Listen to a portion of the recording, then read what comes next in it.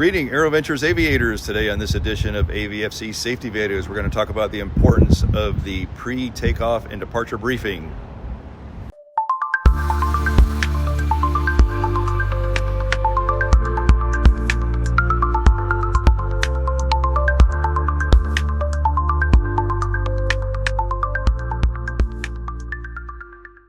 The takeoff and departure briefing is a structured review that we conduct before every departure, so we have a plan for any abnormality in the departure phase of flight. It outlines how we will conduct the takeoff, what we expect to happen, and what we will do if something does not go as planned. Why do we do this? We brief the takeoff because it's one of the highest workload and highest risk phases of flight. The briefing reduces ambiguity, improves decision making under stress, and ensures we've already made critical decisions before we need them.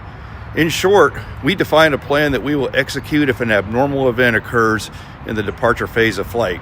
We conduct this briefing in a standard, concise, and disciplined format prior to takeoff or before entering the runway. This can be done before taxiing out. However, I prefer completing this before the takeoff checklist, as it will be fresh in your head. Now let's go hop in the airplane and I'll walk you through it. Back within the cockpit for the takeoff and departure briefing. There are three phases to the takeoff and departure briefing. Number one, what will we do in an abnormality on the takeoff roll? These include abnormal acceleration, engine gauges not in the green, oil pressure, temperatures, no airspeed indication, abnormal vibration from the engine, the door pops open, anything that feels unsafe, we're going to abort the takeoff. From an acceleration standpoint, we're going to use the 50-70 rule. That rule states by the time you reach 50% of your calculated takeoff distance, you should have achieved at least 70% of your planned rotation speed. That should be about no more than 700-800 feet in this airplane. If you have any abnormal conditions occur, we will cut the power and stop on the remaining runway. Number two, if the engine fails below 1,000 feet AGL, we will pitch for best glide immediately and look for a landing site within 30 to 45 degrees right or left of the nose. We will not attempt to turn back to the airport at this point. We will pick a suitable landing site within 45 degrees of the nose, head towards that while maintaining best glide. Keep in mind, when you lose the engine at that point, you're probably going to have to pitch the nose down to maintain best glide. Number three, engine failure above 1,000 feet, at or at above a predetermined altitude.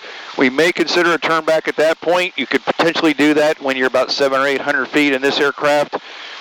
But more than likely, you probably want to wait till you're 1,000 feet. And this is something you'd want to go test out with your instructor up at a safe altitude before attempting that. What I'll do next is we'll actually brief the departure before we take off, and then I'll walk you through it.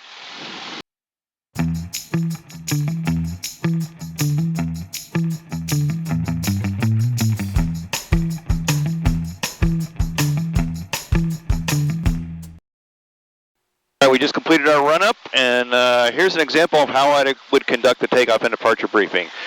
As we roll onto the runway, we'll check we're on the correct runway and make sure the corresponding heading aligns with the compass and directional gyro. We'll slowly advance the power. We'll check to make sure the engine gauges are all in the green and our airspeed is alive. We will call out abnormal acceleration upon recognition of that. If we have any abnormalities at this point in the flight, gauges, anything, we're going to abort the takeoff, cut the power, hit the brakes, exit the runway. If we lift off and we have runway remaining in front of us, we'll reduce the power and land on the remaining runway and apply the brakes.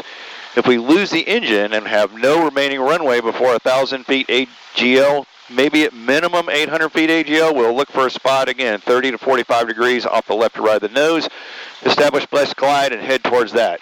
We will then complete the emergency landing checklist. That would be master mags off, fuel off, door cracked open. If we reach 1,000 feet above ground, we will evaluate the turn back to the airport, and we'll start by maintaining best glide. Again, have to push the nose down, and no more than 30 degrees of bank. And I would, if I had a co-pilot with me, I would say, any questions? Now I'll actually walk you through the whole departure procedure as we roll onto the runway. Number 3, X-ray Echo, make left traffic, runway 25, clear for takeoff. Make left traffic, runway 25, clear for takeoff, cockpit Echo. All right, we just got our takeoff clearance, so we're going to taxi on the runway.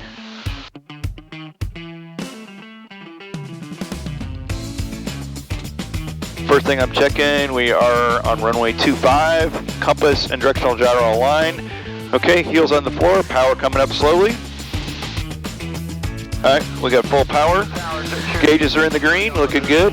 Airspeed is live, acceleration feels normal. We're already to 50% of our takeoff speed, and here comes rotation speed. And here we go. All right, now if we lost the engine at this point, we have plenty of runway to land. We're still got plenty of runway to land. I could probably get to almost 200 feet, and we could land the airplane on the remaining runway. And we still have enough runway. Now we probably do not have enough runway. I'm accelerating to VY at this point. I'm starting to look around for another place to land right now. Here at Gwinnett, it would probably be 316. I'd probably head towards that, which is off my right-hand side over there. So we're in the critical phase right now. So if we lose the engine at this point, we do not turn back to the airport. We go find a place, again, 30 to 45 degrees off the nose. We're climbing through 500 AGL right now, still maintaining best rate of climb. And 316 would probably be our option here at LZU. November 432 Papa Whiskey, when top for the 5 mile final runway 25, wind 300. Coming up on 700, we're going to go ahead and turn left crosswind. 3020. And we're almost to the point we could consider a turn back if we lost the engine at this point. I don't know if I would. Here we are coming up on 800 feet. We're already in a turn. I would lower the nose, and at this point I would attempt to turn back because we're at 800 feet AGL. And here comes 900 AGL, so we're looking really good at this point. We could easily make a turn back to the airport. The problem at this point would be losing the altitude to make the runway. Now we're going to go ahead and turn our downwind here. Traffic inside, Cherry 53. Now we're approaching pattern altitude, so at this point we could probably perform a power off 180. We're coming up on the departure end of runway 25. I guess at this point I would have liked to do a power off 180. Anyway, things happen real quick, but there's your takeoff and departure briefing in action. Appreciate your watching this video. Stay tuned for more. Hey fellow aviators, if you're in the Atlanta metropolitan area and are interested in joining our flying club, go to aeroventures.org, click on About and About Membership. Thanks so much for watching.